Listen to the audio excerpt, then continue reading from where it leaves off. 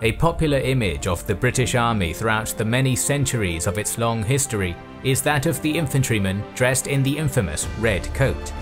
The famous crimson military uniform was used for a long time, and its use has even continued up until the modern day. One of the many units to don it in a ceremonial fashion is the Coldstream Guards, a formation that can rightly be declared as Britain's most iconic. But what events brought the UK's oldest army regiment into existence? Welcome to our video on the Coldstream Guard, a video made possible by one of our Patreon supporters, Stuart Turner. Shout out to Ridge for sponsoring this video. We've been using Ridge wallets for almost a year now. They don't fold, don't bulge in your pocket, and are light with a modern, sleek and industrial design. As with many people, we were using outdated wallets designed in the 90s. We moved away from large flip phones to smartphones, but why did our wallets never get the upgrade we deserve? Ridge holds up to 12 cards and has an attached money clip for cash. It comes in 30 different colours and styles, including our favourites carbon fibre and burnt titanium.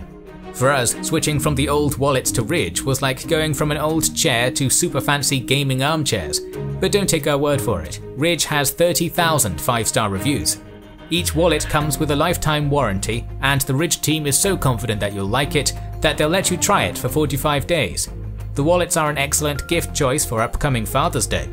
If you don't love it, just send it back and get a full refund. Support our channel and get 10% off today with free worldwide shipping and returns by going to ridge.com/kingsandgenerals and using the code KINGSANDGENERALS.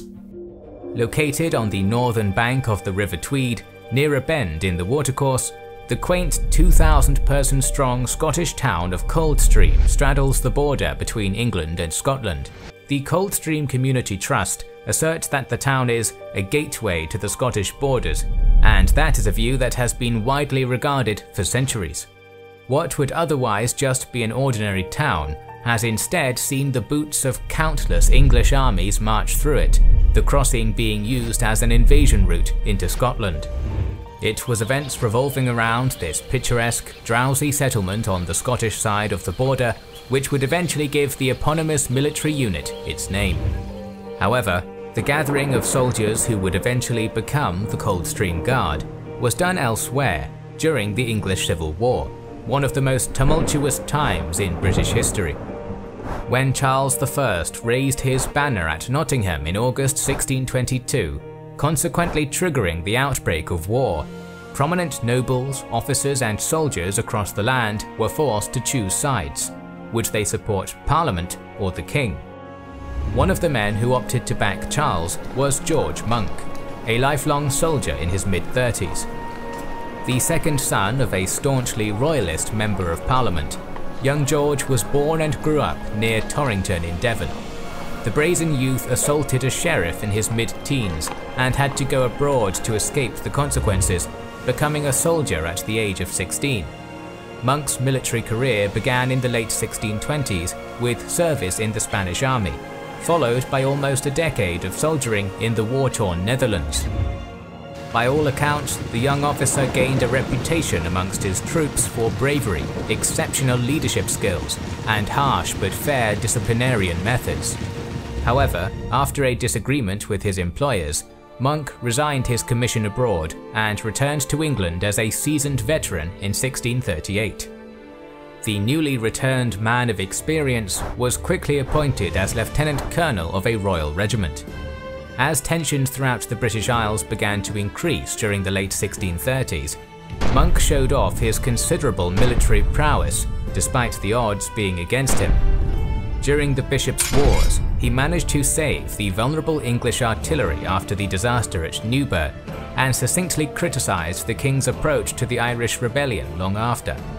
When the day came on which George Monck was forced to make the fatal choice, he decided to fight on the royalist side, probably at least partially because of his father's firm loyalties to the crown. The war heated up later in 1642, but Monck was dispatched to Ireland to battle the Parliamentarians. Once again he fought with great skill, but declining royalist fortunes in 1644 led to Monck being taken prisoner by a Yorkshire regiment after the royalist defeat at the Battle of Nantwich. He was then imprisoned in the Tower of London, but rather than sitting idle, he used the couple of years of spare time to write a military treatise known as Observations upon Military and Political Matters. Such extensive knowledge in both the strategic and tactical elements of war drew the gaze of a parliamentary commander who was quickly rising to prominence as time went on. That man was Oliver Cromwell, Lieutenant General of the vaunted New Model Army and its most influential political leader. Always in need of competent military officers and intolerant of waste, Cromwell approached Monck with an offer he could hardly refuse. The ex-royalist would be released from prison if he joined the New Model Army and served in its upcoming Irish campaign. Forced to choose, Monck agreed to change sides.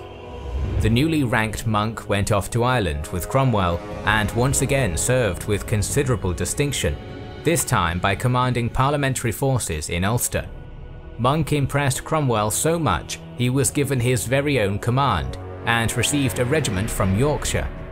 However, after being told just who their new commander was, the Yorkshiremen rioted.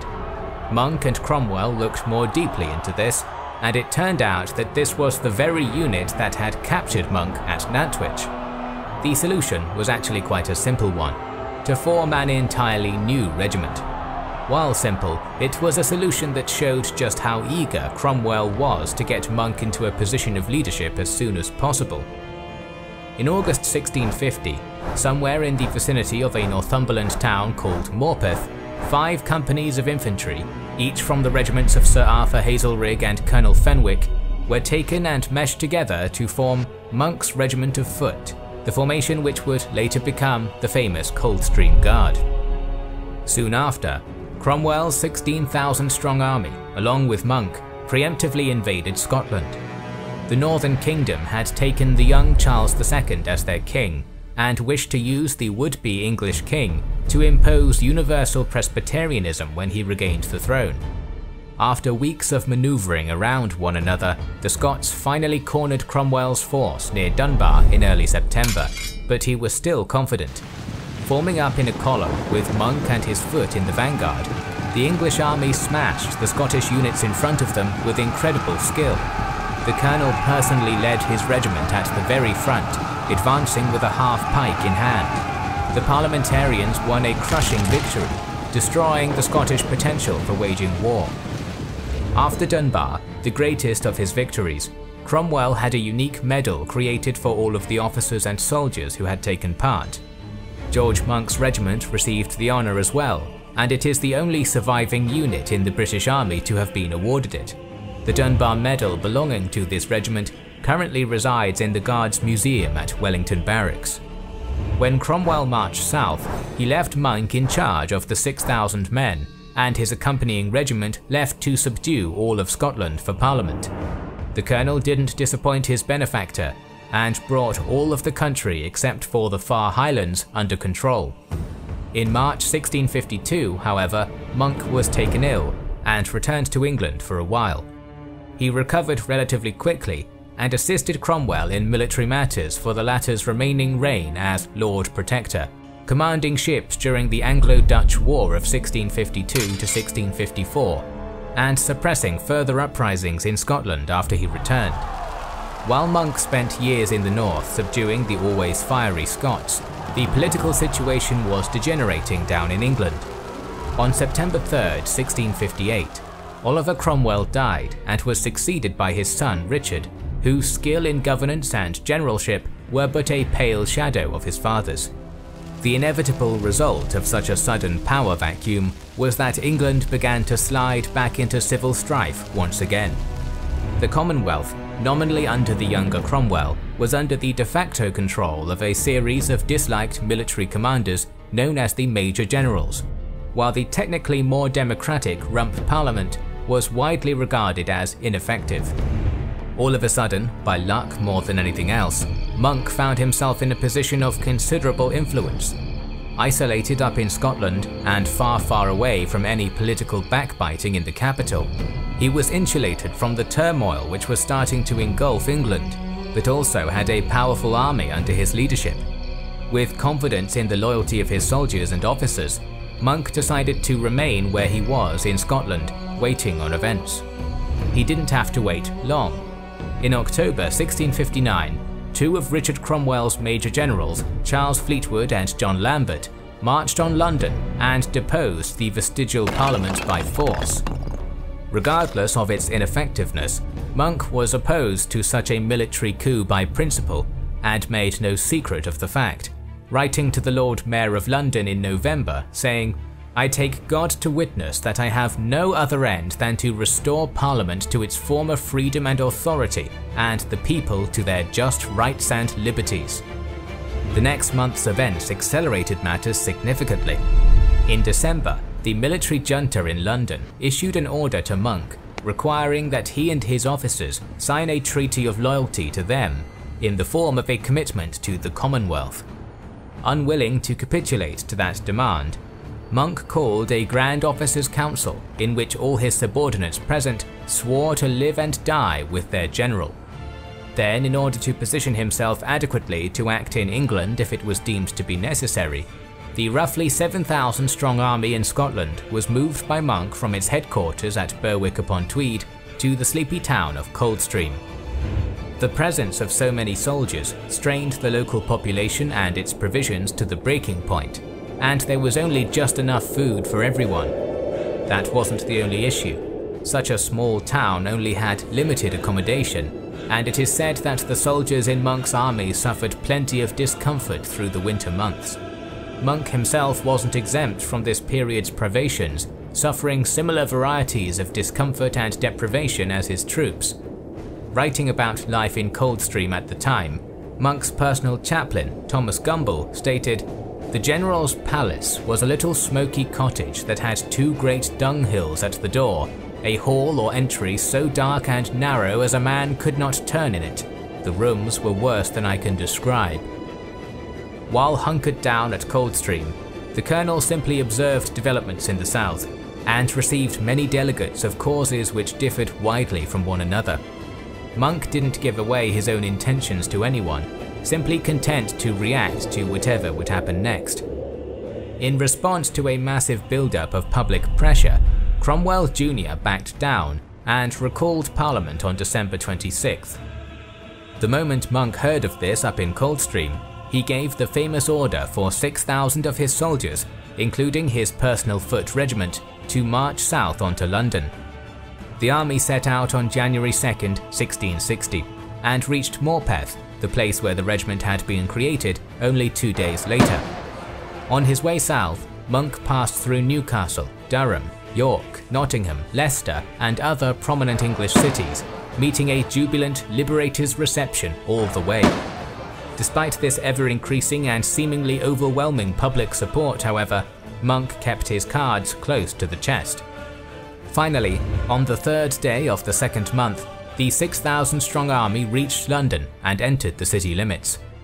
The general settled down and made Whitehall his quarters, while his regiment's troops were billeted in and around St. James's Palace. Having just imposed himself on London with a few thousand armed men, Monck immediately became a pivotal figure in determining where events would go. He was immediately disdainful of how far the Rump Parliament had fallen.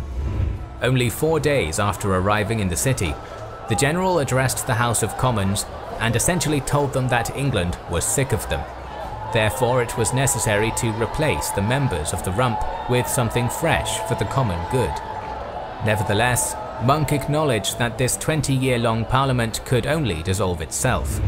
He was therefore bound to obey it when it ordered him to destroy the City of London's gates because its Common Council had refused to pay taxes, buoyed by Monck's presence. When the distasteful task was done, with no sign of any concessions from either side, the senior officers in Monck's regiment approached their general, declaring that they hadn't marched so far to make themselves odious to the whole nation. Reluctantly, they threatened to resign if Monck continued to obey a parliament which they and he both considered to be utterly defunct. With this justification obtained, the general marched his entire army back into the city to support the people and the Common Council against the Rump. A few days later, he wrote a formal letter to Parliament demanding their final dissolution, which was finally accomplished on March 16, 1660, bringing a conclusion to a sorrowful two-decade episode in British history. Free elections were subsequently held in April to elect a new body of representatives, and unsurprisingly the popular Monck won a seat. One of the very first acts passed by this new freely elected parliament was to vote for a measure which had become increasingly popular as of the past few months, restoring England's Stuart monarchy, which had been scythed away by the Civil War more than a decade earlier. After all of the minute details had been sorted out, King Charles II was welcomed by General Monck at Dover in late May. As the restorer and kingmaker, Monck was rewarded exceedingly handsomely for his services.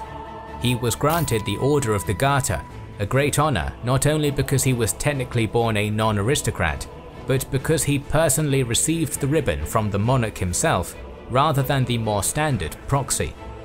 In addition, Monck was raised to the status of Duke of Albemarle and appointed Lord General of the Infantry. Along with their commander, Monck's regiment of foot now became titled either the Lord General's Regiment or the Duke of Albemarle's Regiment. Their symbol also became the Order of the Garter's iconic star and has remained so ever since. Now that the monarchy was here to stay, it was clear that the established Roundhead-created order of the late 1640s and 1650s could not remain wholly intact. There were too many hostile parties and loose ends for that. Front and centre in the new king's sights were the new model army, the regiments of which had been radically anti-royalist throughout the Civil War, and whose loyalty could now not be assured.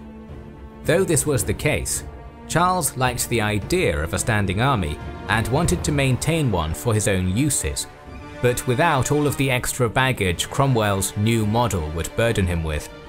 Unfortunately for him, the so-called Convention Parliament, with the Great Civil War still a recent and bitter memory, refused to let any form of military power accrue in the monarch's hands. Therefore, on August 26, 1660, Parliament voted to disband the entire new model army, including Monck's 2 regiments of foot and horse. There was to be only one symbolic concession. For their services to the King of England, Monck's regiments would be the last to be disbanded in their entirety. Little known at the time, this symbolic gesture was actually to have far-reaching practical impacts. After most of the army had been gotten rid of, but 2 days before Monck's regiments were due to lay down their arms, a small extremist religious faction, led by a wine merchant called Thomas Venner, took up weapons and launched a revolt against both king and parliament. He and as many as 100 supporters rampaged throughout London for days, with the local militia unable to deal with them. With little other option, Parliament hesitantly called on Monck's personal units to deal with the crisis. Supported by some of the king's own personal guard, the small revolt was quickly put down, but the outbreak of minor violence did prove a couple of things to Parliament. Firstly, England did have a legitimate need for a professional standing army. Secondly, Monck's regiments in particular were loyal, reliable, and too valuable to lose. A writ annulling the dissolution of Monck's regiments was issued, and on January 26, 1661, Charles II signed a royal warrant sanctioning the creation of a standing army with them at its core. Although its purpose was already accomplished, Parliament's previous act of disbandment was technically still in effect and had to be formally obeyed. So on February 14, 1661, both Monck's infantry and cavalry regiment paraded at Tower Hill in full uniform and regalia, symbolically laying down their arms as formations of the new model army. However, the soldiers were then immediately ordered to bear their weapons again as troops in their monarch's new standing army. They fought a number of actions in the following decade, but at the very start of 1670, General Monck passed away at the age of 62. From this point, Monck's regiment, granted to him by Oliver Cromwell over 2 decades before, was granted the prestigious official title of His Majesty's Coldstream Regiment of Foot Guards. That name, granted to them for the town in which they stayed during that cold winter of 1659 to 1660, has survived for over 3 centuries and persists to this day. We're going to talk more about elite regiments around the world throughout history, so make sure you are subscribed to our channel and have pressed the bell button. We would like to express our gratitude to our Patreon supporters and channel members who make the creation of our videos possible. Now you can also support us by buying our merchandise via the link in the description. This is the Kings and Generals channel, and we will catch you on the next one.